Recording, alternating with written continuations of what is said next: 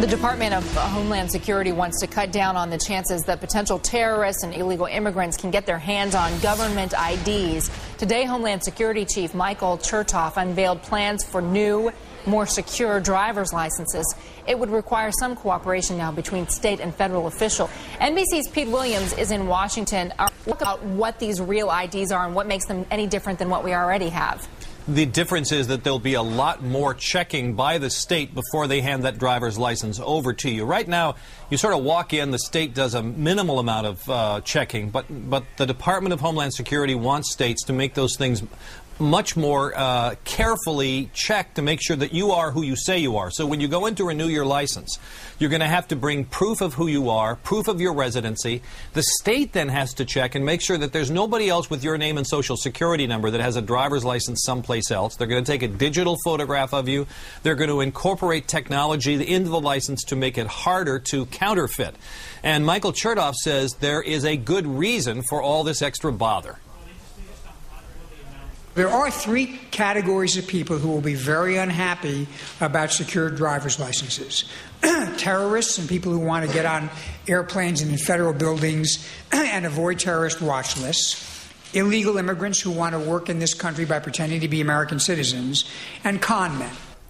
Now, the states, when this was originally proposed, said this is going to be terribly expensive because they're going to have to, if you walk in with your passport or your birth certificate, they're going to have to verify that that's accurate. It's going to take a while. It's going to do some checking. They have to save images of these documents, for example. And they said it would cost something like $14 to $16 billion. Well, now the department has vastly scaled this back and hoping to get the states more on board with this. And they're going to phase it in. And I think the simplest way to explain this is that if you were 43 years old on December 1st, this past December 1st, if you were 43 or over, you won't have to get this real ID until 2017. But if you're under 43 on December 1st of last year, you will have to get this new real ID by 2014. Now, here's one other catch.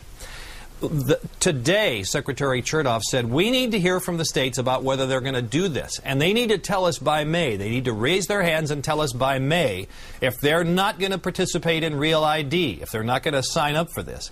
If they're not, then starting in May of this year, you will not be able to use a driver's license from that state to board an airplane. Let me just say that one more time. If you live in a state that by May says, nope, we're not taking part in Real ID, you can no longer use that state's driver's license to board an airplane.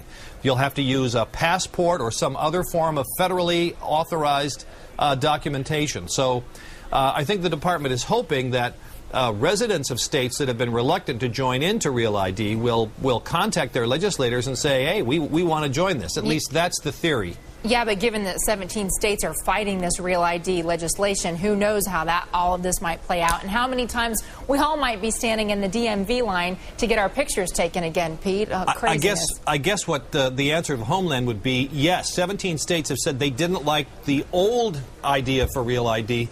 Now the question is, will this vastly cheaper, they say this is going to cut like 75% of the cost, will the states now join in? That's the question. All right, so we'll wait and see what this means for us really in terms of taking action in our own lives. Pete Williams, thank you, sir. My pleasure.